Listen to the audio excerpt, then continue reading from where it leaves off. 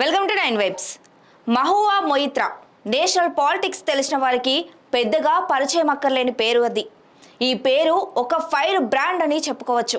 టీఎంసీలో మమతా బెనర్జీ ఆమె అల్లుడు తర్వాత అంత పాపులర్ ఫిగర్.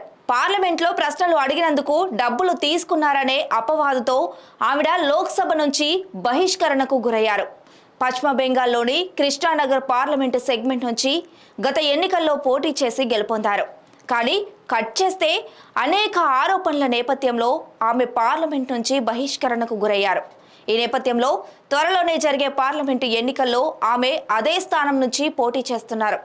ఇటీవల పార్లమెంట్ నుంచి బహిష్కరణకు గురైనప్పటికీ మమతా బెనర్జీ ఆమెకే టికెట్ ఇవ్వడం, పైగా అదే స్థానం నుంచి కావడం విశేషం. అయితే మహువా మొయిత్రా పాలిటిక్స్ లోకి రాకముందు జేపీ మోర్గాన్ అనే సాఫ్ట్వేర్ కంపెనీలో కీ రోల్ ప్లే చేశారు. న్యూయార్క్, లండన్ లాంటి పెద్ద పెద్ద నగరాల్లో కూడా ఉన్నారావిడ.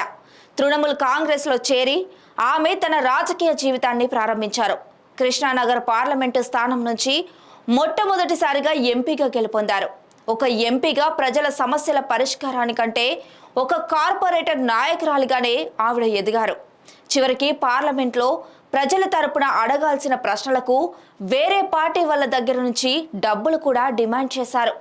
అయితే ప్రస్తుతం అదే స్థానం నుంచి మహువా మొయిత్రా పోటీ చేస్తున్నారు.